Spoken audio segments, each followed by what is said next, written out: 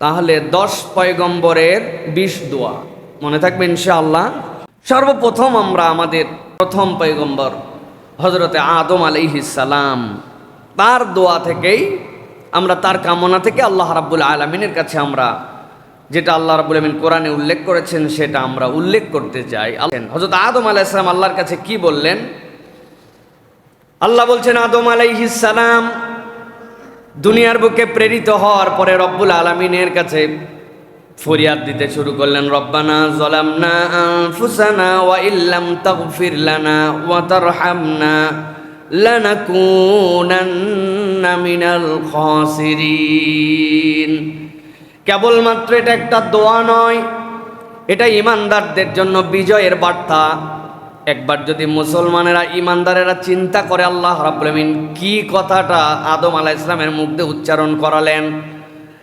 আদম আলাইহিস সালাম বলছেন, রব্বানা যালামনা আনফুসানা, আমরা আমার অন্তরের প্রতি জুলুম করছি। আপনি অন্তরকে যেই দিকে ধাবিত হওয়ার দায়িত্ব দিয়েছিলেন আমার অন্তর সেদিকে যায় নাই। আমার অন্তর এমন হয়েছে, ইলাহ হিসাবে রব্বুল আলামিনকে কেবলমাত্র তার কথাই শোনার কথা, কিন্তু আমার অন্তর তো আমার নিজের অন্তরের কথাও শোনে। ওয়াত্তাবা ইলাহ ওয়াত্তাবা হাওয়া, সে তার অন্তরের অনুগামী হয়।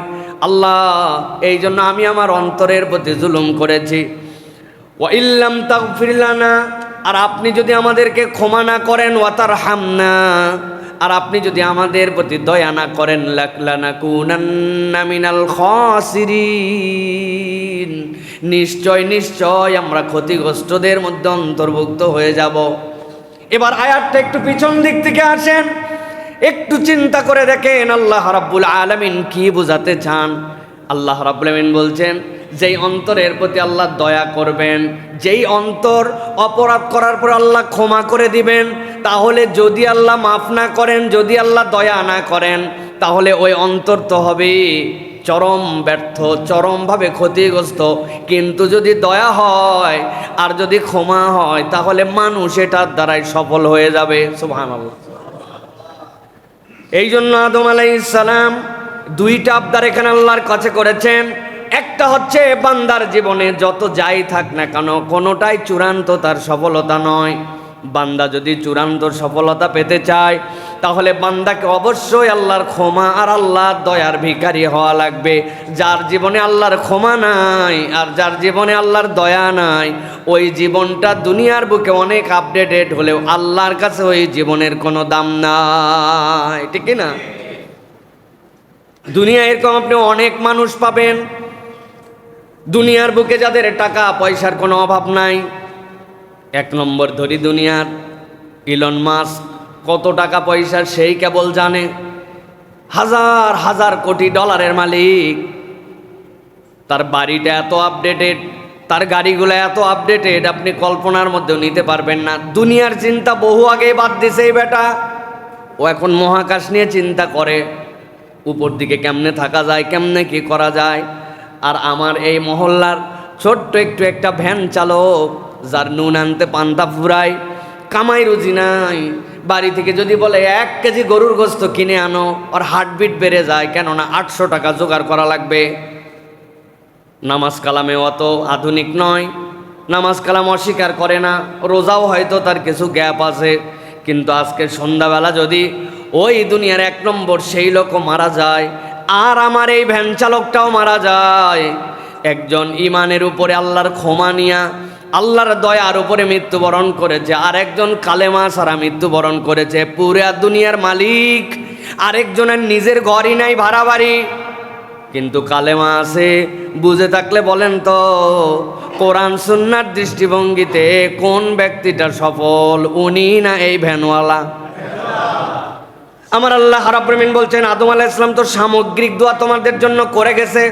রব্বানা যালামনা আনফুসানা ওয়া ইল্লাম তাগফির লানা ওয়া তারহামনা লানাকুনান্না মিনাল খাসিরিন।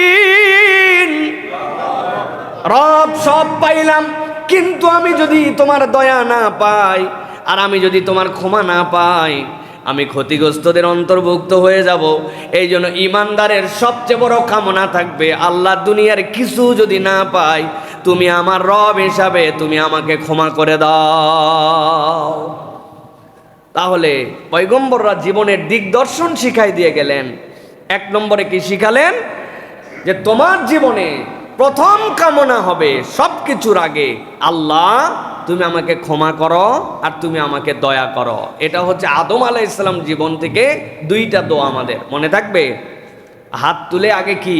বাড়ি গাড়ি নারী টাকা পয়সা, হ্যাঁ, সব কিছুর আগে আল্লাহ তুমি ক্ষমা করে দাও আমাকে, আল্লাহ, আর তুমি আমার প্রতি দয়া করো। যার সাথে ক্ষমা আছে আর যার সাথে দয়া আছে, আল্লাহ রাব্বুল আমিনের সব তার সাথে আছে। সুবহানাল্লাহ ওয়া বিহামদিহি। অতএব এটা আমাদেরকে খুব করে মনে রাখতে হবে প্রিয় ভাইরা। এবার চলেন 2 নম্বরে। পৃথিবীর পাওয়ারফুল পয়গম্বর যারা ছিলেন, পুরা পৃথিবী যাদের আল্লাহ রাব্বুল আমিন ক্ষমতা দিয়া, আল্লাহ রাব্বুল আলামিন এই দুনিয়ার রাজত্ব দিয়ে তাদেরকে সম্মানিত করেছিলেন, এরকম একজন পয়গম্বর হচ্ছেন হযরতে সুলাইমান আলাইহিস সালাম। নাম কি? সুলাইমান আলাইহিস সালাম। সুলাইমান আলাইহিস সালাম আল্লাহ রাব্বুল আলামিনের কাছে যে দোয়াগুলি করেছেন, আল্লাহ রাব্বুল আলামিনের কাছে তিনি 4টা দোয়া করছেন একই সাথে। এবং এই 4টা দোয়া এমন সিগনিফিক্যান্ট যে এই 4 দোয়ার মধ্যে তার সকল শক্তি এবং প্রাপ্তিকে আল্লাহ রাব্বুল আলামিনের কাছে তিনি সমর্পণ করে দিয়েছেন। সুবহানাল্লাহ। সুলাইমান আলাইহিস সালাম আল্লাহকে কি বলছেন দেখেন। সূরা নামল, কোরআনের 27 নম্বর সূরা, 19 নম্বর আয়াত আল্লাহর কাছে তিনি বলছেন, রব্বে আউজি'নি আন আশকুরা নি'মাতাকাল্লাতী আন'আমতা আলাইয়া ওয়া আলা ওয়ালিদাইয়া ওয়া আন আ'মালা সালিহান তারদা। ও আমার আল্লাহ, তোমার কাছে আমি প্রথম যেইটা চাই, তুমি আমাকে এমন একটা শক্তি দাও, আউজি'নি, আমাকে এমন একটা ক্ষমতা দাও। কি জন্য? আল্লাহ তুমি আমাকে যা দিছো, আন আশকুরা নি'মাতাক, আমি যেন তোমার নিয়ামতের কৃতজ্ঞতা আদায় করতে পারি। সুবহানাল্লাহ। অনেক দোয়া আল্লাহর কাছে করি, কিন্তু কখনো এইটা আল্লাহর কাছে দোয়া করি নাই, আল্লাহ তোমার নিয়ামতের তো কৃতজ্ঞতা আদায় করে শেষ করতে পারবো না, কিন্তু আমাকে অন্তত এমন একটা দিল, এমন একটা শক্তি দাও, তুমি আমাকে যে নিয়ামত দিছো ওই নিয়ামতের অন্তত যেন কৃতজ্ঞতা আদায় করতে পারি। আল্লাহু আকবার। এইটা একটা বোধের জায়গা, এইটা একটা ভালো লাগার জায়গা। আপনি আল্লাহর নিয়ামত যদি কল্পনা না করেন তাহলে মাথার মধ্যে নিতে পারবেন না, এটা একটা ভিন্ন শক্তি। সুলাইমান আলাইহিস সালাম ওইটাই চাইছেন, আল্লাহ আমার বাথরুম যেইটা আছে খালি পায়ে আমি আমার বাথরুমে যাই না, আমার বাথরুমের ভিতরে স্পঞ্জের স্যান্ডেল ব্যবহার করি, কিন্তু 3 মাস যাইতে না যাইতেই যেই বাথরুমে আমার 10 ধাপ 20 ধাপের বেশি দেওয়া লাগে না, ওই বাথরুমের স্যান্ডেলটার নিচে ক্ষয়ে যায়। ওই ছোট্ট ছোট্ট যেই ফিতাগুলি পায়ের নিচে কষ্ট দেয়, ওইটা স্লিপারি হয়ে যায়। আমাকে ওই বাথরুমের স্যান্ডেলটা পরিবর্তন করা লাগে, 3 মাস 4 মাসের স্যান্ডেল ফেলে দেওয়া লাগে। নিজের বাথরুমের ভিতরে যেখানে 10-20 ধাপও হাঁটার সুযোগ নাই, পড়লাম, ওয়াশরুম সারলাম, গোসল করলাম, বেরোয় আসলাম। কিন্তু রব্বুল আলামিন ওই যে আমি মায়ের পেটের থেকে হওয়ার পরে হাঁটতে শুরু করলাম, আজকে আমার বয়স 30 বছর, 40, 50, 60, আমি আমার পায়ের নিচে যে জুতা দেই, জুতার হার হচ্ছে সারাদিনে 10%, বাকি 90% খালি পায়ে থাকি। পুরা বাড়িতে খালি পায়ে ঘুরি, মসজিদে খালি পায়ে আসি, যেখান থেকে বের হয় খালি পায়ে যাই, বিছানায় খালি পায়ে উঠি, সব জায়গায় আমার পা খোলা। রব 3 মাসে যদি বাথরুমের ভিতরের জুতার তলা খোয়ায় যায়, তাইলে তো আমার পায়ের তলা খোয়া আমার কোমর পর্যন্ত অন্তত পক্ষে খোয়ায় যাওয়ার কথা, কারো কারো কাল্লা পর্যন্ত। রব তুমি কিভাবে বানাইলা? আমার পায়ের নিচের পায়ের জুতা খোয়ায়, কিন্তু আমার পায়ের নিচের চামড়া তো আমার শেষ হয়ে গেল না। রব আমি তোমার কাছে এমন একটা ক্ষমতা চাই, আউজি'নি আন আশকুরা নি'মাতাকাল্লাতী আন'আমতা আলাইয়া, তুমি আমার প্রতি যে নিয়ামত দিয়েছো ওই নিয়ামতের কৃতজ্ঞতা আদায় করার মতো আমাকে একটা শক্তি দাও। এইটাই দোয়া। সুবহানাল্লাহ। কৃতজ্ঞতা কি করব সেটা পরে, ওইটা আদায় করার মতো একটা শক্তি দাও, একটা বুঝ দাও, একটা বিবেক দাও, একটা জ্ঞান দাও। আমি তো তোমার নিয়ামতই দেখতে পাই না। আল্লাহ রাব্বুল আলামিন আপনার জন্য ওই মায়ের পেটের থেকে হওয়ার পরে দাঁত উঠায় দিলেন, তাই তো না? মায়ের পেটের থেকে হওয়ার পর তো দাঁত উঠে গেল, তো হ বলতেছেন যে 1 বছর যখন খাবার উপযুক্ত ওই সময় দাঁত আল্লাহ যখন লাগবে তখন উঠাইলেন। ওই মায়ের পেটের থেকে হওয়ার পরের থেকে বাচ্চার আঙুলের নখ ফালায় দিচ্ছে, নখ বড় হয়ে গেলে মুখের মধ্যে খোঁচা লাগায় বাচ্চা, দাগ ফেলে দেয়, এই জন্য নখগুলা ফেলে দিতে হয়। কিন্তু ওই বাচ্চার 1 বছর পরে দাঁত উঠলো, ওই দাঁত বাড়তে বাড়তে 70 বছর পর্যন্ত আসলো, দাঁত তো আর বাড়লো না, দাঁত থেমে গেল, কিন্তু নখের বাড়া তো কমলো না। ভ্রুর চুলগুলা এ মাথার থেকে মাত্র 4 আঙ্গুল উপরে, 1 মাসের মধ্যে চুল না কাটলে এলোমেলো, কিন্তু আমার ভ্রুর চুল কে থামাই দিল? 2টাই তো কালো, 2টাই তো চুল, এটাও তো বাড়ে কিন্তু দাঁতটা বাড়ে না। আল্লাহ আমি তো তোমার কোনো নিয়ামত খুঁজে পাই না, আল্লাহ আমাকে শক্তি দাও, তোমার কৃতজ্ঞ বান্দা যেন হতে পারি। যেই নিয়ামত আমাকে দিয়েছো ওইটার দোয়াটা আল্লাহর কাছে নবী করেছেন, সুবহানাল্লাহ।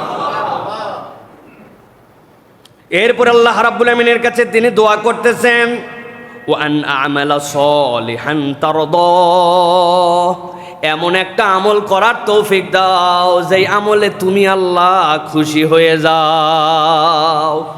যেমন তেমন আমল না, আল্লাহ আমি ক্ষুদ্র গোলাম, আমার তৌফিক অত বেশি না, আমি রাত্রে ঘুমাইলে একটু গভীর রাত্রে ফজরে উঠতে পারি না, কষ্ট হয়ে যায়, আমি তাহাজ্জুদের সময় দাঁড়াতে পারি না, কিন্তু তুমি আল্লাহ আমাকে নিঃশ্বাস দেওয়া বন্ধ করো নাই। আল্লাহ আমি অক্ষম, বড় দুর্বল, কিন্তু পয়গম্বর দোয়া করতেছেন এমন ইবাদত করার তৌফিক দাও যে ইবাদতে তুমি আল্লাহ খুশি হয়ে যাও, সুবহানাল্লাহ। কামনা দেখেন আল্লাহর কাছে। এরপরে তিনি দোয়া করতেছেন, ওয়া আদখিলনি বিরহমাতিক, আল্লাহ আর একটা ছোট্ট ফরিয়াদ দেই, এই গোলামকে তোমার রহমতের ভিতরে ঢুকায়া নাও, সুবহানাল্লাহ। আমি তোমার রহমতের বাহিরে থাকতে চাই না, তোমার দয়ার ভিতরে আমাকে ঢুকায় নাও।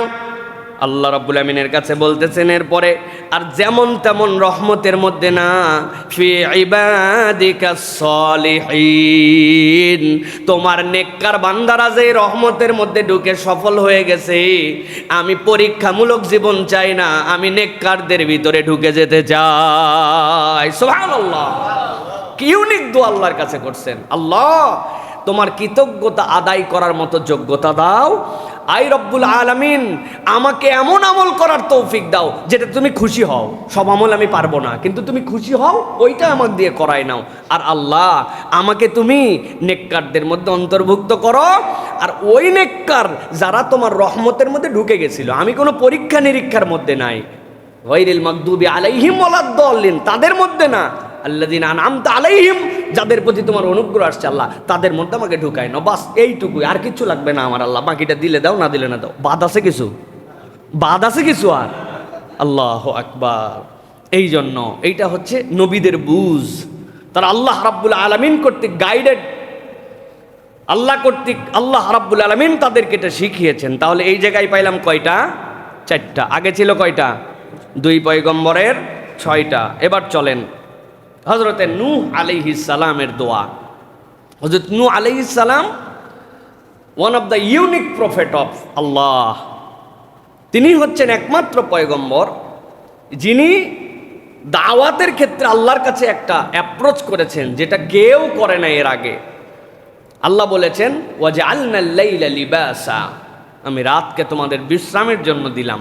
কিন্তু তিনি আল্লাহর কাছে বলছেন, আল্লাহ ইন্নী দাউতু কওমি লাইলাও ওয়া নাহারা, আল্লাহ আমি কি মনে করছো রাত্রে শুইছি?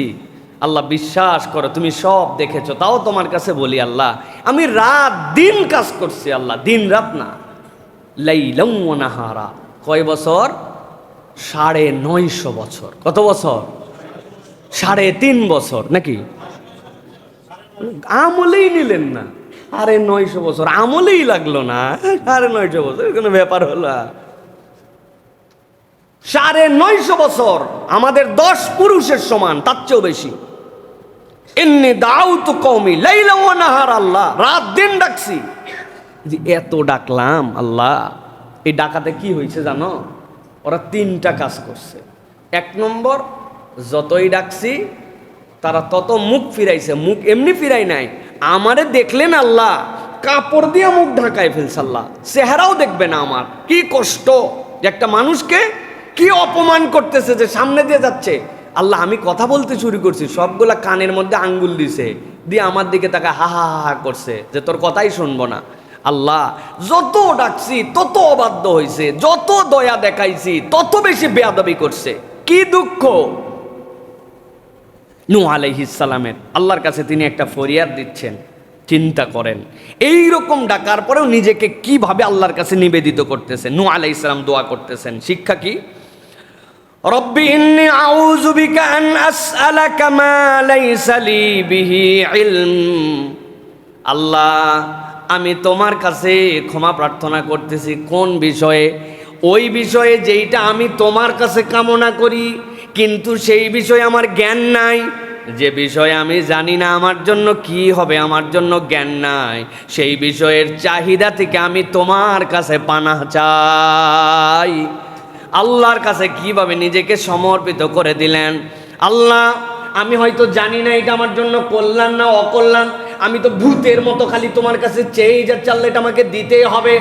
আল্লাহ বলতেছেন পয়গম্বর শিখালো, আল্লাহ তোমার কাছে তো চাইবো, চাইলে তো তুমি দাও, কিন্তু এমন কিছু যেন না চাই যেইটা আমার জ্ঞান নাই, এখান থেকেও তুমি আমাকে হেফাজত করো। এটাও স্বয়ং একটা দোয়া। আল্লাহু আকবার। পয়গম্বর বলতেছেন ওয়া ইল্লা তাগফিরলি ওয়া তারহামনি আকুম মিনাল খাসিরিন। আর আমি তো জানি তুমি যদি আমাকে ক্ষমা না করো আর দয়া না করো, আমি আল্লাহ বিভ্রান্তদের মধ্যে, খাসেরদের মধ্যে, যারা ক্ষতিগ্রস্ত তাদের মধ্যে অন্তর্ভুক্ত হয়ে যাব। এই জন্য রব এমন কিছু চাওয়া থেকে আমাকে হেফাজত করো যেই চাওয়ার ব্যাপারে আমার কোনো জ্ঞান নাই, আমি যেন ভুল করে তোমার কাছে এমন কিছু না চাই যেটার দ্বারা আমি ক্ষতিগ্রস্ত হয়ে যাই। আল্লাহু আকবার। এইটা পড়লে আমার ছোটবেলার কথা আমার নিজের প্রতি মনে পড়ে। আব্বা কঠিন শাসন করতেন আমাদেরকে। 2-3টা বিষয় ছিল শাসনের, এর মধ্যে একটা হচ্ছে জামাতে নামাজ পড়া। আমি এর আগেও আপনাদের কাছে বলেছি, আমরা ছোটবেলার থেকে বড় হওয়াতে আমাদের বাড়িতে কোনো জায়নামাজ ছিল না। খুব আমরা ছোট থেকে কখনো আমাদের বাড়িতে জায়নামাজ দেখি নাই। আপনি অবাক হচ্ছেন হয়তো আমার কথা শুনে। আমার মার একটা পার্টি ছিল, মা পার্টিতে নামাজ পড়তেন, আর আমাদের বাড়িতে কোনো জায়নামাজ ছিল না। অথচ আব্বা প্রত্যেক বছর হজে যেতেন, প্রত্যেক বছর জায়নামাজ নিয়ে আসতেন, কিন্তু আমাদের বাড়িতে জায়নামাজ নাই। যে কয়টা ছিল আলমারিতে উঠানো ছিল। ব্যাপার কি?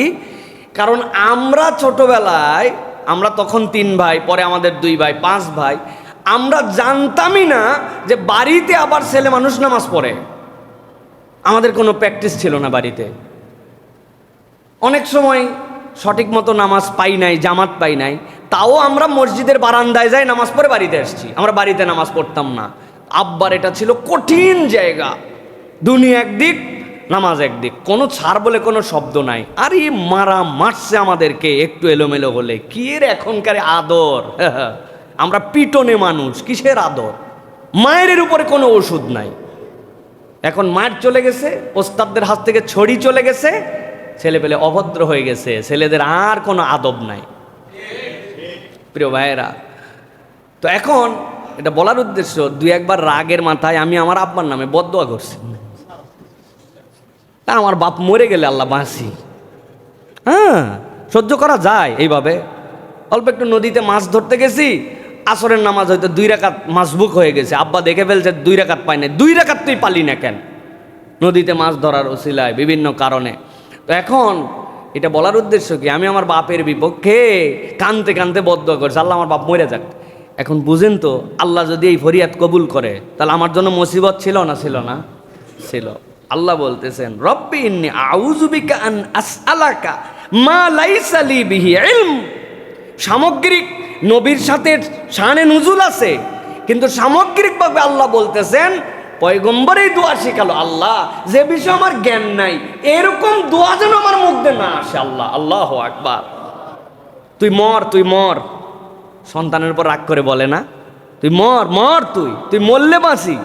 ওই সন্তান বড় হয়ে দেখেন এমন কিছু হয়েছে, ওই বাপের মুখে হাসি ফুটাই দিছে, আল্লাহ আমি যা জানি না, এরকম আবদার তো করে ফেলি, কিন্তু সাথে এই আবদারও দিয়ে রাখলাম যে বিষয়ে আমার জ্ঞান নাই, ওই ফরিয়াদ যেন তুমি কবুল করো না। আল্লাহু আকবার, পয়গম্বরদের দীক্ষা। এই জন্য আমাদের এই দোয়াটাও আল্লাহর কাছে করতে হবে, এটা পয়গম্বর আলাইহিমুসসালামদের থেকে আমাদের জন্য শিক্ষা। এটা গেল 7 নম্বর, যা জানি না তার কামনা থেকে মুক্তি চাই আল্লাহ। এবার চলেন নূহ আলাইহিস সালামের আরেকটা দোয়া আমরা দেখি। নূহ আলাইহিস সালাম আল্লাহর কাছে আরেকটা দোয়া করেছেন, রব্বিনসুরনি বিমা কাযযাবুন। সূরা মুমিনুনের ভিতরে আসেছে সেইটা।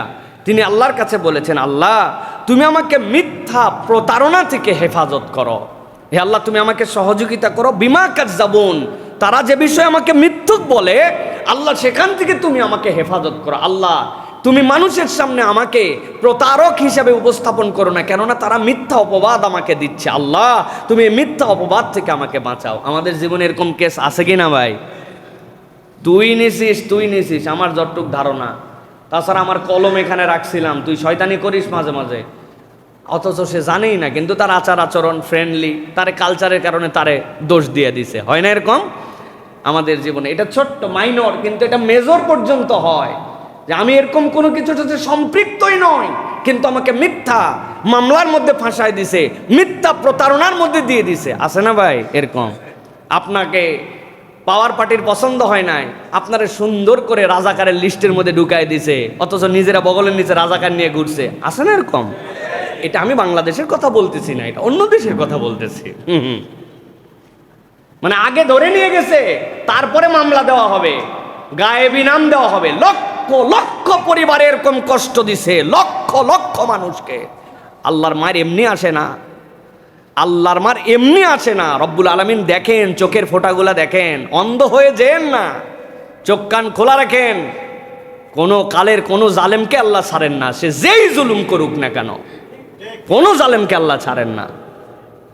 হুজুর জালেম হোক আর গায়রে হুজুর জালেম হোক, জুলুম করবে যে পস্তাবে সে। এটা আল্লাহ রাব্বুল আলামিনের ফায়সালা, আল্লাহর কাছে উনি শিখাচ্ছেন। এই জন্য রব্বিনসুরনি বিমা কাযযাবুন, আল্লাহ অনেকে আমার নামে মিথ্যা কথা বলতে পারে, যা আমি না তা বলতে পারে, আল্লাহ তুমি আমাকে তার বিপক্ষে বিজয়ী করো, আল্লাহ তুমি আমাকে যেন ওইটার মধ্যে নিমজ্জিত করো না।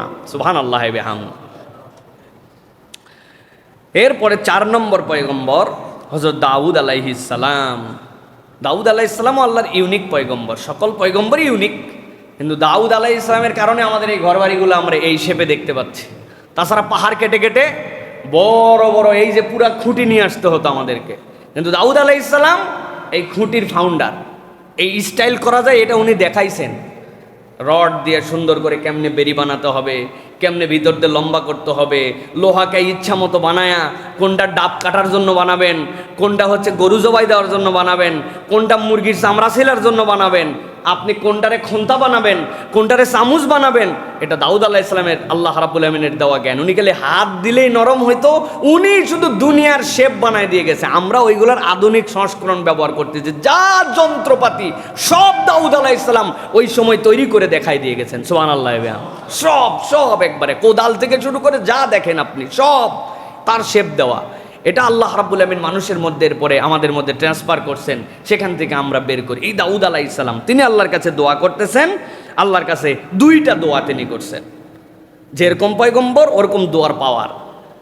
রব্বানা আফরিগ আলাইনা সাবরান ওয়া সাব্বিত আকদামানা ওয়ানসুরনা আলাল কওমিল কাফিরিন। সূরা বাকারার 250 নম্বর আয়াত। আল্লাহর কাছে দাউদ আলাইহিস সালাম বলছেন, আল্লাহ আমি অত কিছু চাই না, তুমি আমাকে যা যা দিয়েছো তার প্রতি আমি অনেক বড় কৃতজ্ঞ। কেবল আল্লাহ আমি 2টা নিয়ামত তোমার কাছে চাই। আফরিকা আলাইনা সবরান, আল্লাহ ধৈর্য অর্জন করতে পারি, ধৈর্যের উপরে যেন থাকতে পারি, ওই শক্তিটাও তুমি দিও। তুমি তো বলছো ধৈর্য ধরতে হবে, কিন্তু আমি তো পারি না আল্লাহ। এখন ধৈর্য ধরার আদেশ, ওই ধৈর্যের উপরে যেন থাকতে পারি, সেই ক্ষমতাটাও তুমি আমার বাড়ায় দাও। সুবহানাল্লাহ।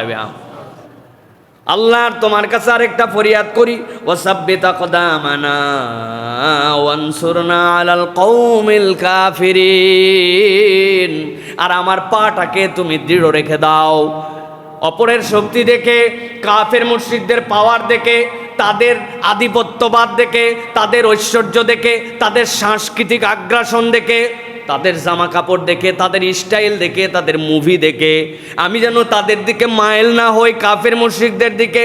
ওয়াসাব্বিত আকদামানা, আমার পা যেন ইসলামের উপরে, হেদায়েতের উপর অটল অবিচল থাকে, আমি যেন আমার রবের প্রতি অটল অবিচল থাকতে পারি। অনসুরনা আলাল কওমিল কাফিরিন, আল্লাহ কাফের মুশরিকদের উপরে সব সময় তুমি আমাকে সহযোগিতা করো।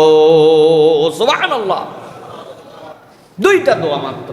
আল্লাহ, যার উপরে ধৈর্য ধরতে পারি তার উপরে আমাকে সক্ষমতা দান করো। যারা তালেব ইলম আছেন তাদের জন্য বলবো, সবরের উপরে পড়ালেখা করা দরকার। সবর দুই ধরনের, একটা হচ্ছে আসবরুল উলিয়া, আরেকটা হচ্ছে সবর সুগরা। ছোট সবরটা কি? একজনের সাথে কথা হচ্ছিল, গালি দিতে পারতাম কিন্তু মুখ দিয়ে নিয়ন্ত্রণ করছি, গালি দেই নাই। বাচ্চাটা অসুস্থ আছে, পেরেশান হয়ে যেতে পারি কিন্তু না, আল্লাহ রোগ দিয়েছে, আল্লাহ ভালো করবে। আপনি ধৈর্য ধরে আছেন। বউয়ের সাথে কটা কাটাকাটি হয়েছে, মনটা করো খারাপ, চাইলে বউয়ের সাথে উল্টাপাল্টা আমিও কথা বলতে পারতাম না, ধৈর্য ধরে আসি। এগুলো ধৈর্য, কিন্তু এগুলো সব ছোট ছোট ধৈর্য। আরেকটা হচ্ছে বড় ধৈর্য। বড় ধৈর্যটা কি? হুদুদুল্লাহ, যেটা আল্লাহর যে সীমারেখা, দুনিয়া একদিক হয়ে যেতে পারে, আমি আল্লাহর সীমারেখা পার করে কখনো যাই না। অভাবে ভিক্ষুক হয়ে যেতে পারি কিন্তু সুদে জড়িত হই না, আল্লাহর হুদুদ এইটা। রোজা রাখতে রাখতে নিজে শুকায় যেতে পারি, বিয়ে করার সক্ষমতা নাই কিন্তু জেনার দিকে কখনো চোখ তুলে তাকাতে পারি না, এটা হুদুদ, আল্লাহ রাব্বুল আলামিনের সীমারেখা। আল্লাহ বলতেছেন যারা আল্লাহর সীমারেখাকে অতিক্রম করেন ওটা হচ্ছে সবচেয়ে বড় সবর। ওই জায়গায় অটল অবিচল থাকা এত সোজা নয়, শয়তান কৌশলে শেষ করে ফেলে। কাতার থেকে, আমেরিকা থেকে আসছি, এসে কাতারে নামছি, না সরি দুবাই থেকে আসতেছি।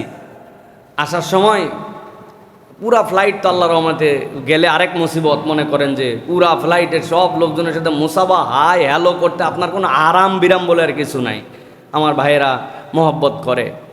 আমি খেয়াল করে দেখছি যে আমি বসছি, খাবারের মেনু দিছে, আমান কাতিবিন তারা নিচে আছে, আবার নিচে নামলে তারপরে দেখা যাবে। এই জন্য ওই জায়গায় এক পেগ হুইস্কি খেয়ে নিল, এক পেগ রাম খেয়ে নিল। কেন খাইলো ভাই? এটা হচ্ছে এই যে দাউদ আলাইহিস সালামের দোয়া, যেটা ওয়াসাব্বিত আকদামানা, আমার পাকে অবিচল রেখো আল্লাহ। রাত্রে যখন ঘরে যাই এমন হারাম হয় যেই সময় কেউ দেখে না, মনে করি আল্লাহর কাছে এই শক্তি চাওয়াটা অনেক বড় একটা উপায় আমাদের নিজেদের আত্মনিয়ন্ত্রণের জন্য। আমরা গুনাহ থেকে বাঁচতে চাই কিন্তু গুনাহ থেকে বাঁচার জন্য যে আমার মন লাগবে, শক্তি লাগবে, আল্লাহ এই শক্তিটা আমাকে দান করো, এই দোয়া করি নাই। দোয়ার ইউনিকত্ব আছে। এই জন্য এই দুইটা দোয়া আমাদের করতে হবে, ধৈর্যের শক্তি, হেদায়েতের উপরে অটল এবং অবিচল। এটা গেল 4 নম্বর পয়গম্বর পর্যন্ত 10টা দোয়া। এবার হযরত ইউসুফ আলাইহিস সালাম, দুনিয়ার দ্বিতীয় সুন্দরতম পয়গম্বর মুহাম্মদুর রাসূলুল্লাহ সাল্লাল্লাহু আলাইহি ওয়াসাল্লাম 1 নম্বর, হযরত ইউসুফ আলাইহিস সালাম 2 নম্বর, 3 নম্বরে হযরতে কি আমাদের পয়গম্বর, আল্লাহ তাকে অসুস্থতা দান করছিলেন, আইয়ুব আলাইহিস সালাম 3 নম্বর সুন্দর পয়গম্বর।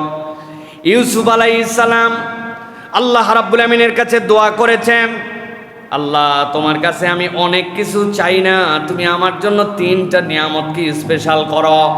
আল্লাহ কোরআনে উল্লেখ করেছেন, রব্বি কদ আতাইতানি মিনাল মুলকি ওয়া আল্লামতানি মিন তাউইলিল আহাদিস। রব্বুল আলামিন, তুমি আমাকে এমন একটা জ্ঞান দিয়েছো, ওই জ্ঞানটার উপরে তুমি আমাকে রাখো তাউইলিল আহাদিস। আমি কত কথা যেইটা মানুষ বোঝে না, বাহ্যিক সেন্স একরকম, ওইটার আভ্যন্তরীণ জ্ঞানটা একরকম। আল্লাহ তুমি আমাকে তাওবিলিল আহাদিস দাও, স্বপ্নের ব্যাখ্যায় কেবল নয়, সূক্ষ্মাতি সূক্ষ্ম জ্ঞান, যেইটার দ্বারা রব্বুল আলামিন আমি সঠিক বিচার করতে পারি, এই জ্ঞানটুকু আমাকে দাও। সূক্ষ্ম চিন্তা শক্তি, এইটা আল্লাহর বড় একটা নিয়ামত, সকলের মধ্যে থাকে না। দুনিয়ার মানুষ চোখ বন্ধ করলে সামনে বন্ধ হয়ে যায়, কিন্তু সব মানুষের চোখ বন্ধ হলে সামনে বন্ধ হয় না, 50 বছর সামনে দেখতে পায়, আছে না ভাই?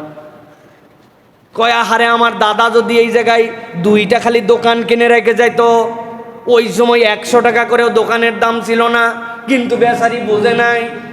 আফসোস করেন এরকম নাতিরা। আবার অনেক লোক আছে এমন সময় এমন কাজ করছে, মানুষজন বলছে পাগল ছাড়া এটাও কেউ করতে পারে না, কিন্তু ভবিষ্যতে যাওয়ার পরে দেখা গেছে উনার চোখ বন্ধ করার পরে 100 বছর পরে দেখার ক্ষমতা ছিল। আছেন এরকম মানুষ? আল্লাহ রাব্বুল আলামিনের কাছে বলছেন, ওয়াল্লামতানি মিন তাউইলিল হাদিস ফাতিরিস সামাওয়াতি ওয়াল আরদ আনতা ওয়ালি ফিদ দুনিয়া ওয়াল আখিরা তাওয়াফফানি মুসলিমান ওয়ালহিকনি বিস সালিহিন। রব্বুল আলামিন, তোমার কাছে আমি এইটা এমনি এমনি চাই নাই, আমি জানি তুমি হচ্ছে আল্লাহ। কি আল্লাহ? ফাতিরিস সামাওয়াতি ওয়াল আরদ, আসমান জমিন যতগুলা আছে ওইগুলার স্রষ্টা তুমি।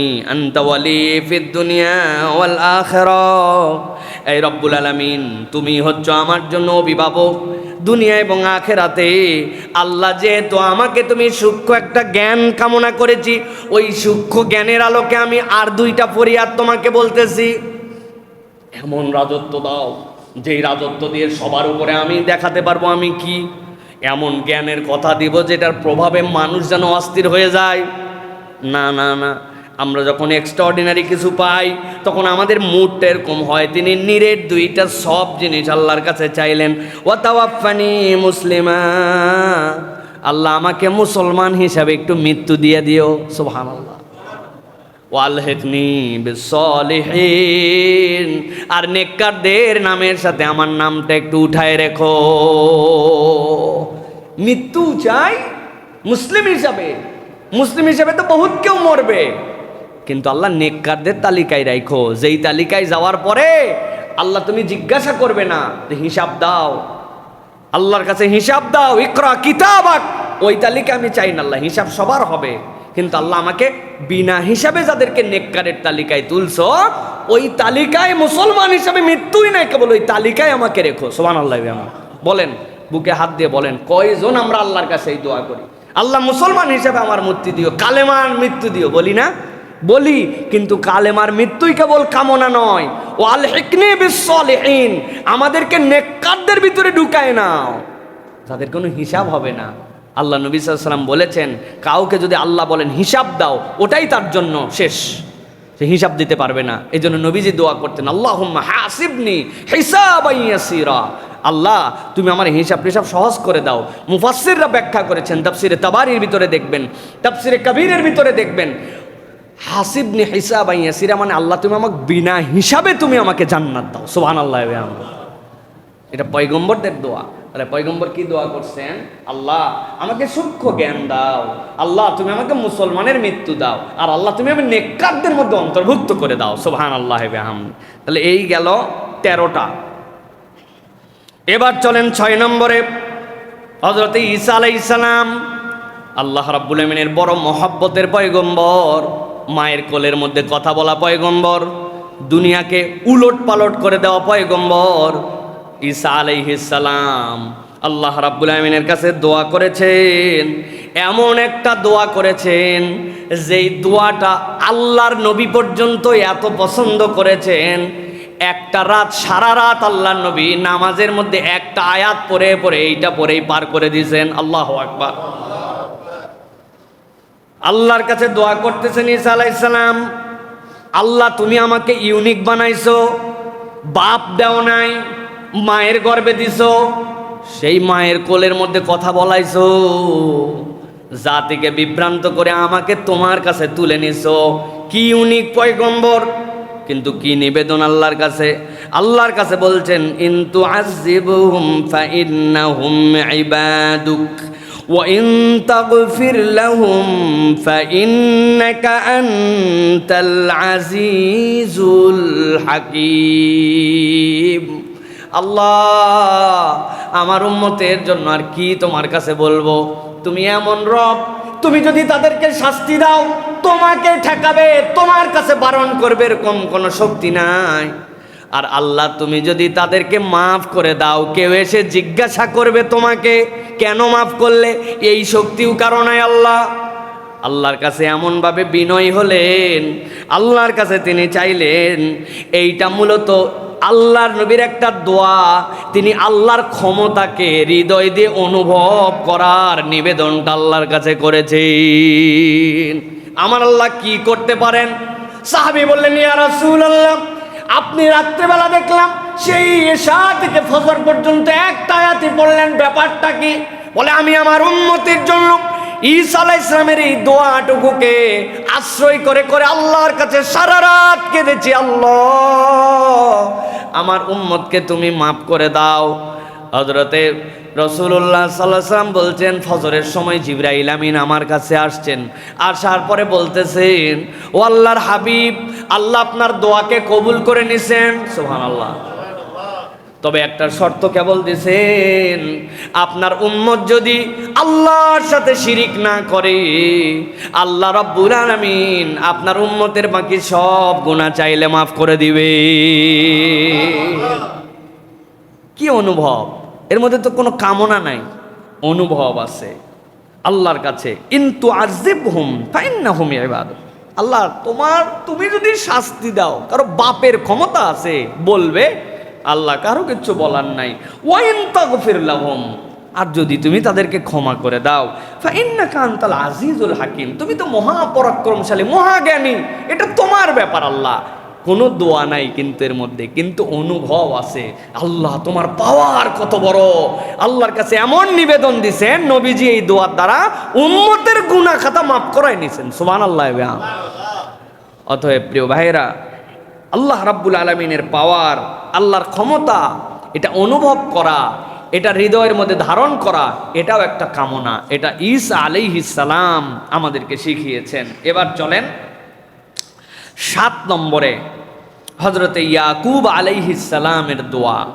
আল্লাহর কাছে ইয়াকুব আলাইহিস সালাম একটা কথা বলেছেন, যেখানে তিনি মূলত 3টা অনুভবের কথা কেবল আল্লাহর কাছে সমর্পণ করে দিয়েছেন।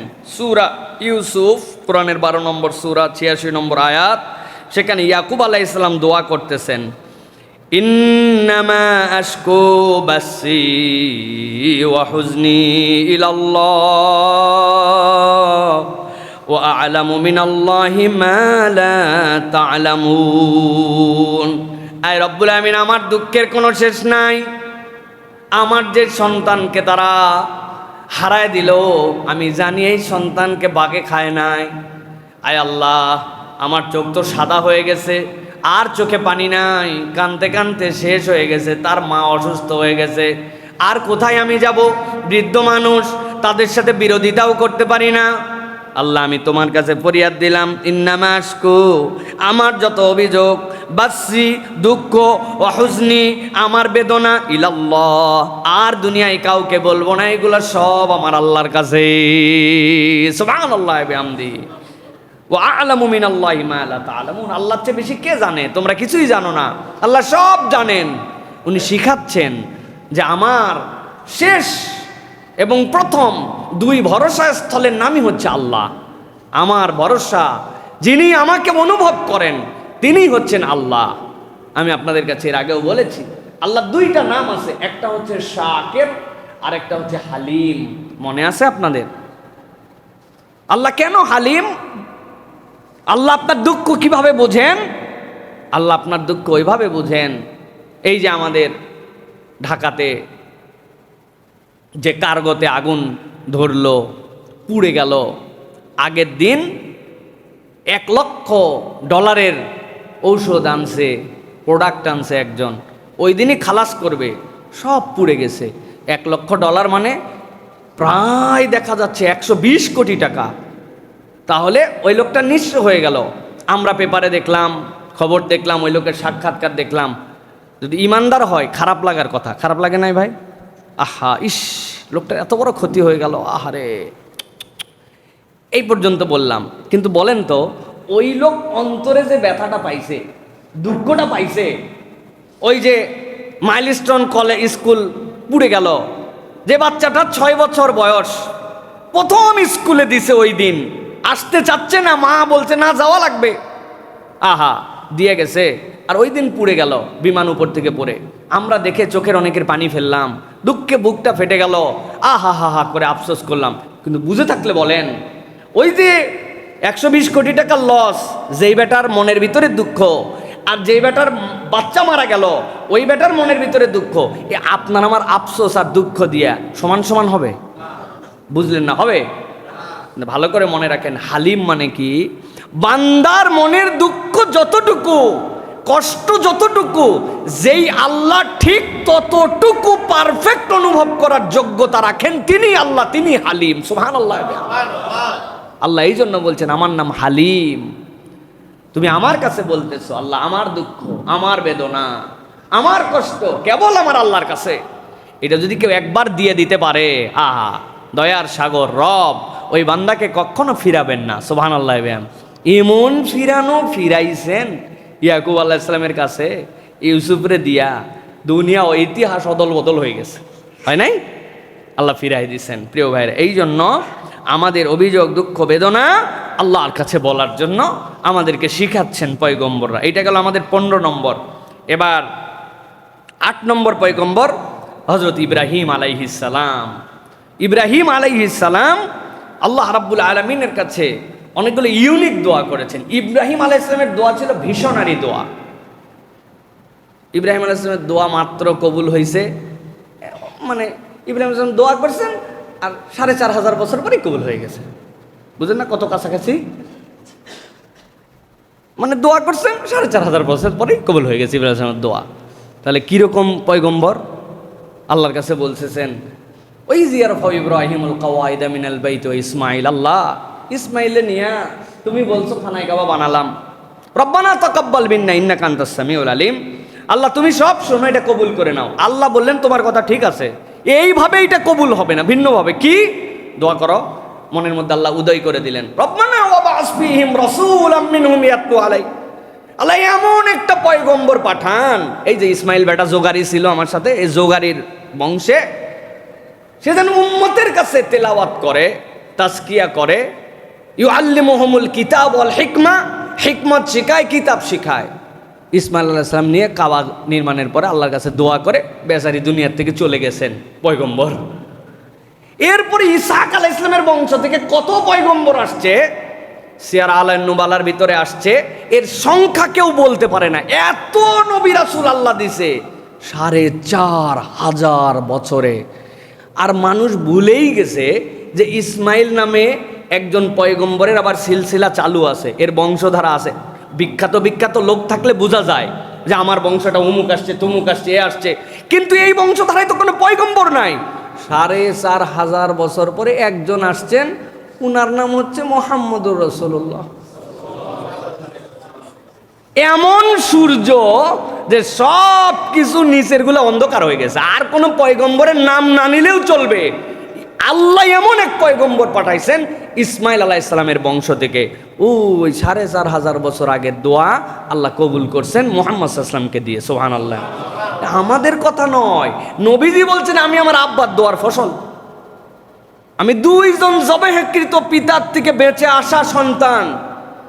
একজন তাল্লাহুলিল জাবিন, কাত হয়েই গেছিল, চালায়েই দিছিল, আল্লাহ বলছেন হয়ে গেছে, কবুল হয়ে গেছে, আর লাগবে না। আরেকজন 10 10 10 10 10 10 করে আব্দুল মুত্তালিব 100 উট, আর আব্দুল্লাহ 100 উট জবাই করা লাগছে। তারপরে আব্দুল্লাহ বাঁচছেন। আল্লাহ নবী সেখান থেকে বলছেন 2 জন প্রায় গেছিলই, একজন শুয়ে গেছিল, আরেকজনকে কুরবানি দেওয়ার আমার দাদা নিয়তি করছিল। 2 জনের থেকে আল্লাহ বাঁচায় মুহাম্মদুর রাসূলুল্লাহ, সাইয়্যিদুল আম্বিয়া, খাতামুন নবিয়্যিন, ইমামুল মুরসালিন। আপনার আমার রাসূল সাল্লাল্লাহু আলাইহি ওয়াসাল্লামকে পাঠালেন। ভীষণারি দোয়া। আমরা অনেক সময় চিন্তা করি এই দোয়া আমার জন্য করে গেলাম, কি হবে না হবে। আপনি তো বুঝবেন না, আপনার কাজ দোয়া করে যাওয়া। আপনার নাতি 100 বছর পরে এমন আল্লাহ হয়তো একজন ব্যক্তি, যুগশ্রেষ্ঠ আলেম ওই বংশ থেকে পাঠাবেন। আপনার এই দোয়া আল্লাহ কবে কবুল করবে উনি জানেন।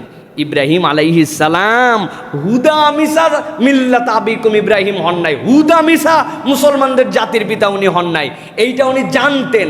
আল্লাহ রাব্বুল আমিন গাইডেড হিম, আল্লাহ তাকে জানাইছেন এইভাবে। হযরত ইব্রাহিম আলাইহিস সালাম দোয়া করতেছেন, রব্বি জাআল হাযাল বালাদা আমিনা ওয়াজনুবনি ওয়া বানিয়া আন না'বুদাল আসনাম। আল্লাহ তোমার কাছে ফরিয়াদ করলাম, আমি কেবল আমার জন্য নয়, এই জনপদটাকে তুমি নিরাপদ করে দাও। ইমানদাররা যেই জনপদে থাকবে, মুমিনরা যে এলাকায় থাকবে, ওই এলাকার নিরাপত্তার দোয়া করাও পয়গম্বরের শিক্ষা। সুবহানাল্লাহ। এই জন্য প্রিয় ভাইয়েরা, নিজের এলাকার জন্য নিরাপত্তার দোয়া করা, নিজের জনপদের নিরাপত্তার দোয়া করা।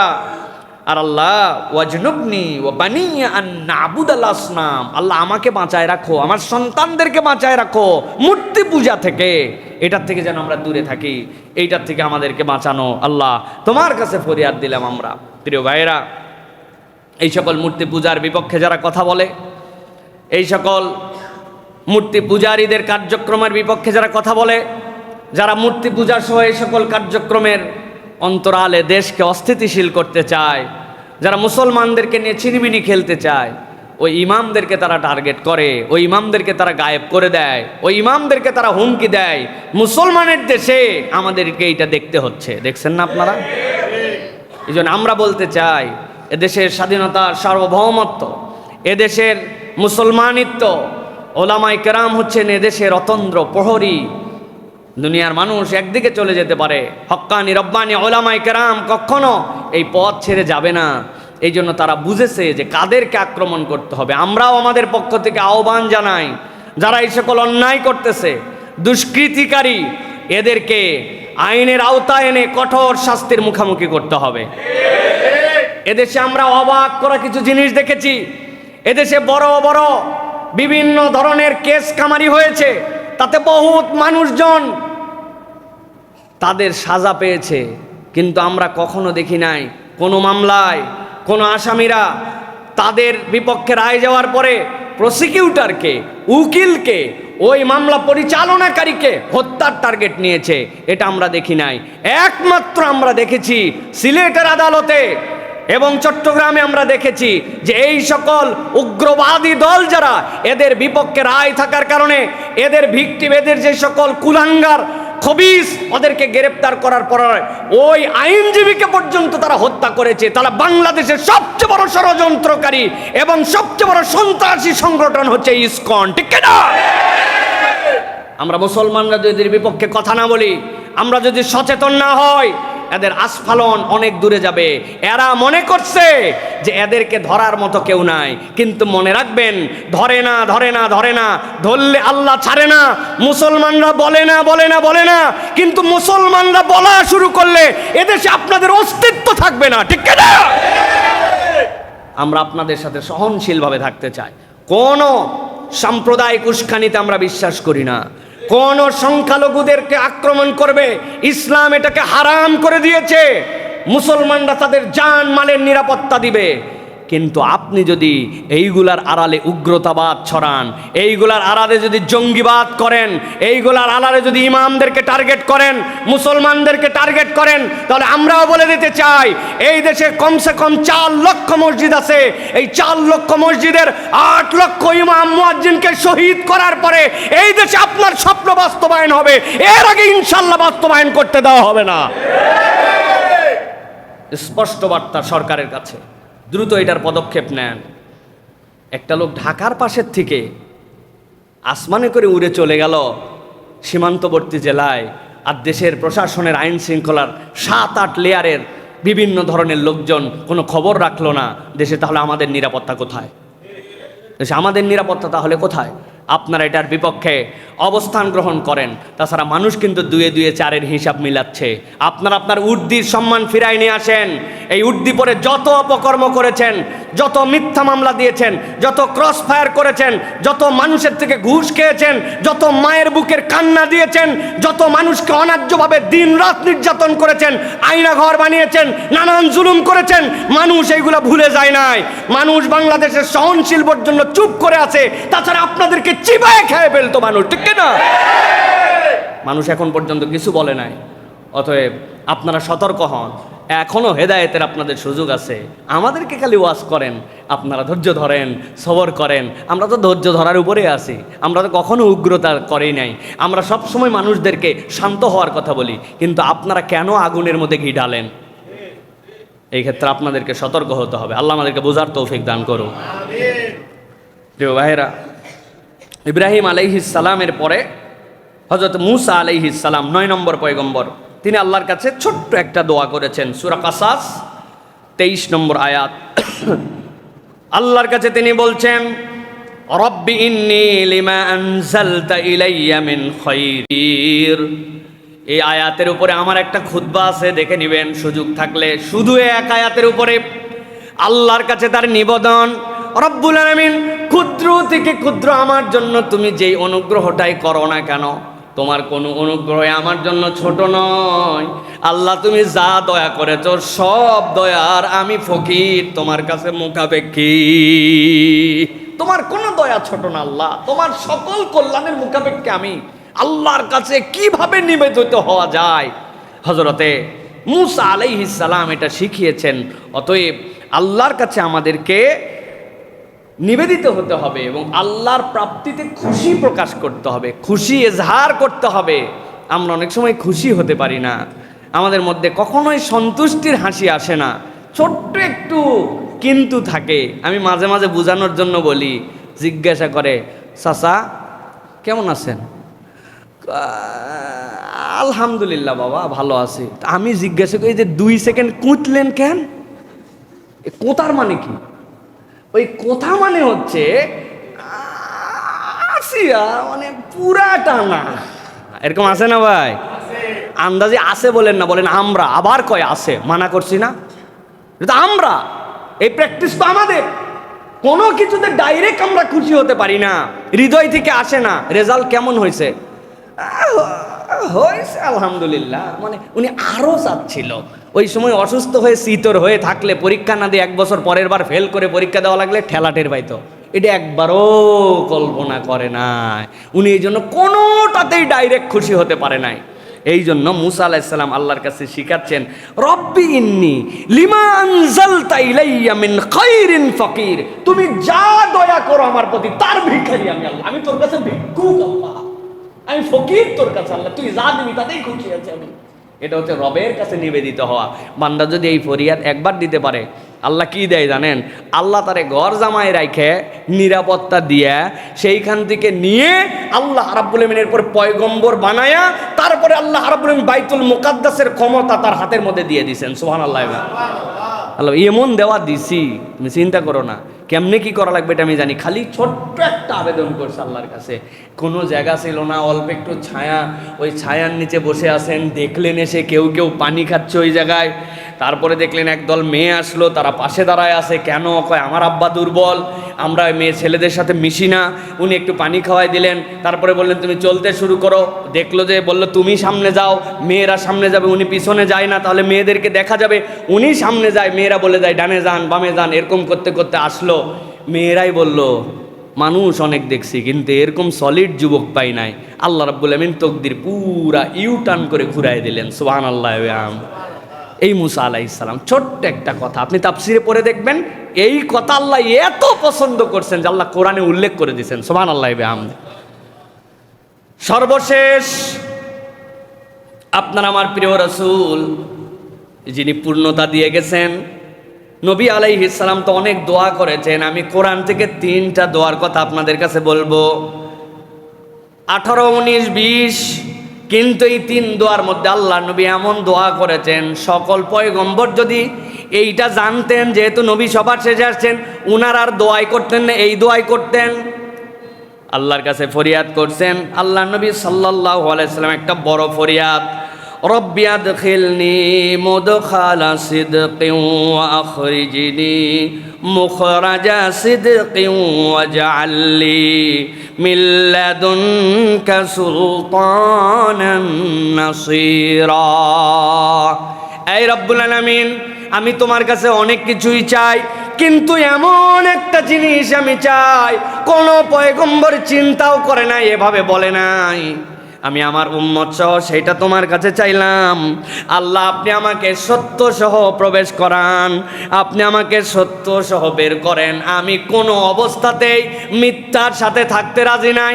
আমার প্রবেশটাও হবে সত্যের সাথে, আমার সেখান থেকে চলে আসাটাও হবে সত্যের সাথে, আমার ভালোবাসাটাও হবে সত্যের সাথে আল্লাহর জন্য, আমার ত্যাগ করাটাও হবে সত্যের জন্য, আল্লাহ রাব্বুল আমিনের জন্য সত্যের সাথে।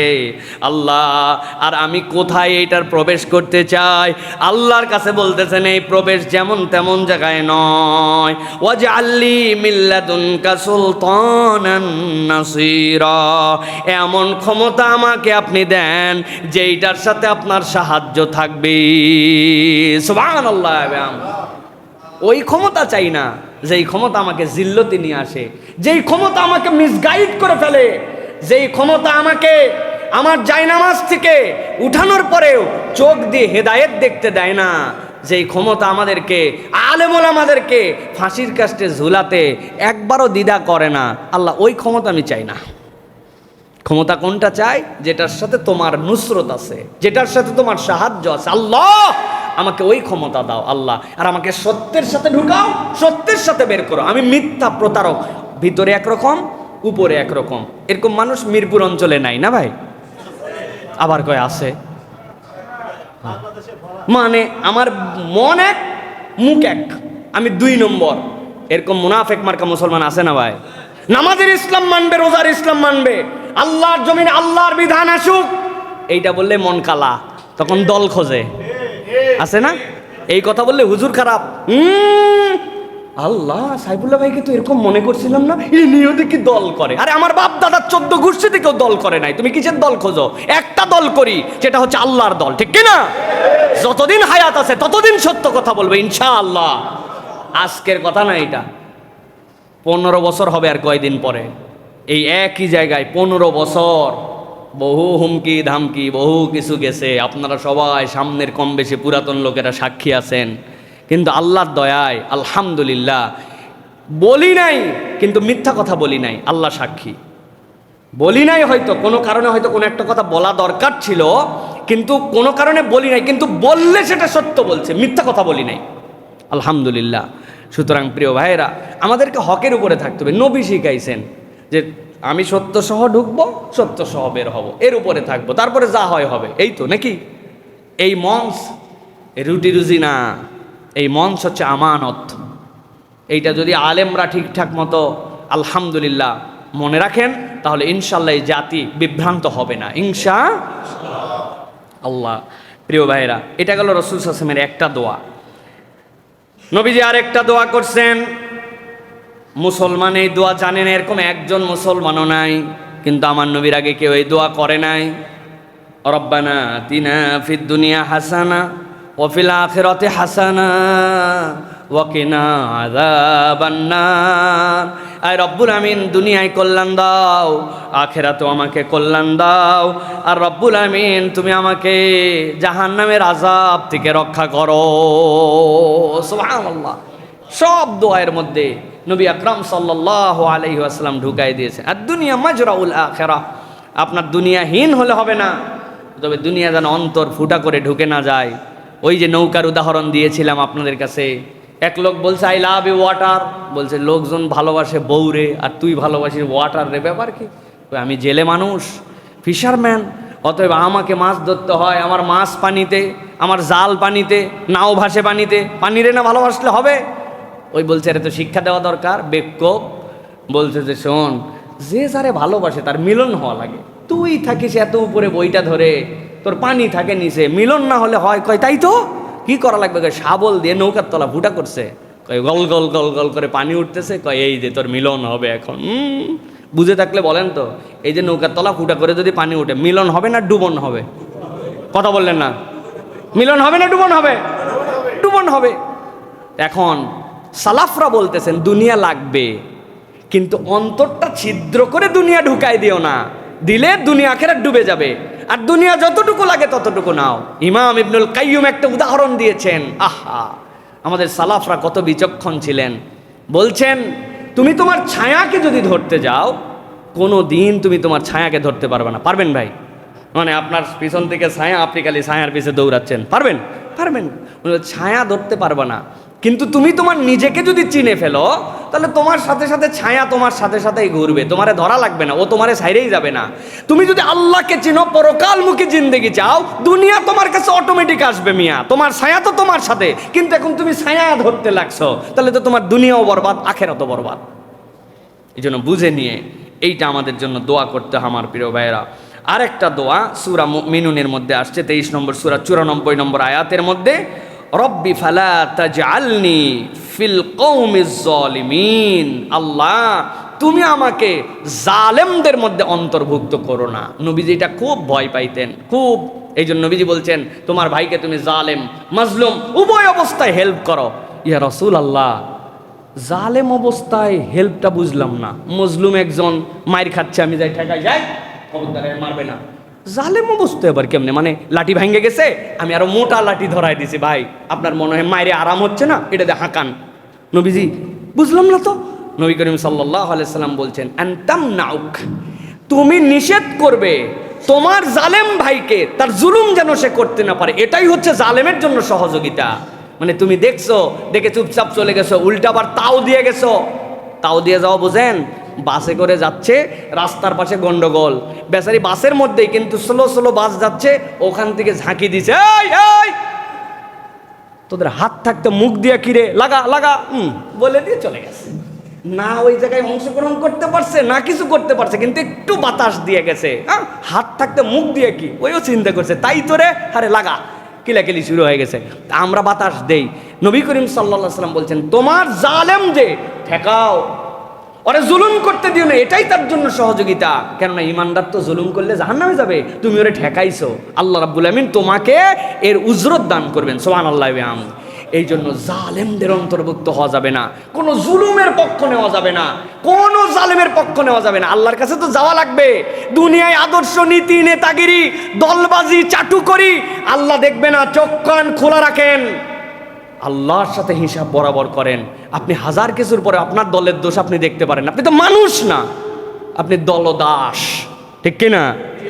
মুসলমান কোনো দলদাস হতে পারবে না, মুসলমান সবসময় ন্যায়ের উপরে থাকবে। এটা নবী করিম সাল্লাল্লাহু আলাইহি ওয়াসাল্লাম শিখিয়ে গেছেন। তাহলে এই 20টা দোয়া মনে থাকবে ইনশাআল্লাহ। আরেকবার কি সামারি বলে দিব?